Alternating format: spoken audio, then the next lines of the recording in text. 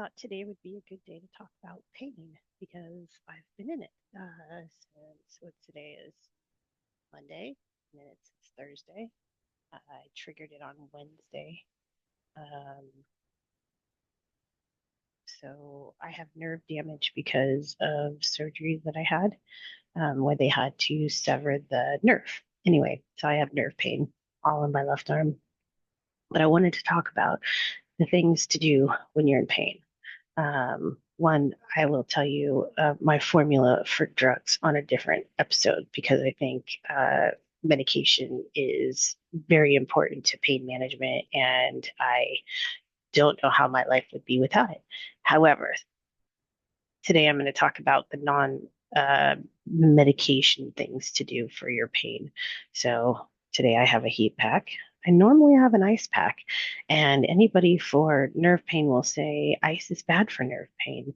And I say I am the expert in my body. So always know that you know the best, you know how your body reacts to things. So, yes, as long as the heat might be best for most people, but the ice is the one that actually makes my pain go away, then I want to do ice, right? But as long as that heat doesn't injure me further, then it doesn't matter. And I need to do what's better for my body. Now, if they said, no, ice is actually injuring you, um, then I would say, okay, then I won't do the ice because it's actually injuring me. But it's not injuring me, and it actually makes me feel better. The other thing is wraps. So my injury is with my ulnar nerve. And so if I sleep like this, then I'm bending my ulnar nerve. If I sleep like this, I'm bending my ulnar nerve. So I have arm splints. I have bands to kind of remind myself not to bend my wrist. So those are just some kind of reminders to not do things that trigger your pain more.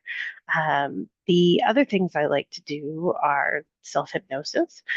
There's apps out there. Reverie is one by a doctor at Stanford. There are YouTube videos that you could do that are self-hypnosis, and you might think self-hypnosis is hocus pocus. Okay, but your pain is not hocus pocus. So what do you have to lose?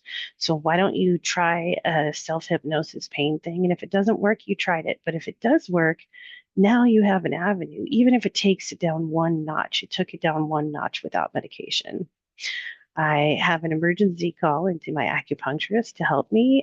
He not only does acupuncture, but he also does gua sha, which is rubbing the skin to create blood flow, almost like cupping, similar uh, methodology to that, and that tends to help. So again, you could also gua sha yourself, which would be free, or you can pay a practitioner who's probably way better at it. But so there's options there. Also, I'll tend to do floats, which are giant Epsom bath, which are like body temperature, and they put you in a tank, turn out the lights. You could turn the lights on, you can have music, but I like to also kind of meditate while I'm in there. And meditation can also just help with some pain, just practicing getting in touch with a different signal. Another thing I do is messing up the signals. So when I'm in pain here, I might try to walk. I might try to tap a different part of my body because I want the signals to be interrupted. I don't want it to always focus on this pain signal. I want it to focus on a different signal. So I want it to feel like I'm scratching my knee. Well, if I keep scratching my knee, then now I'm focusing on my knee and I'm not focusing so much on the pain. Not a huge relief, but it is a relief because like pain is just, oh, it's exhausting. It's debilitating. And so anything you can do that really can alleviate that, again, even if it's only by a tick, is something, right? It means that might be the less amount of opioids you have to take. I also use lidoderm patches. There are some lidoderm patches that are over the counter. I have prescription lidoderm patches, not that much stronger than the over the counter ones. And so those will soak into the nerve pain if I put them in the right spots. Learn where your pain is and the best way to treat it. Ask ChatGPT. And then when it gives you an answer, ask it if it's lying or not, or ask it where it got that information from so you can actually go and vet the source. But yeah, there's doing your research, find out what other people have had success doing, and don't give up. It's a pain in the butt. Apologize when you're feisty to people that didn't deserve it because you're in pain. Because I just backtalked my son for no good reason. So I had to go and apologize because I'm in pain and I'm not my best self. And usually I warn him. Actually, I did warn him, poor guy.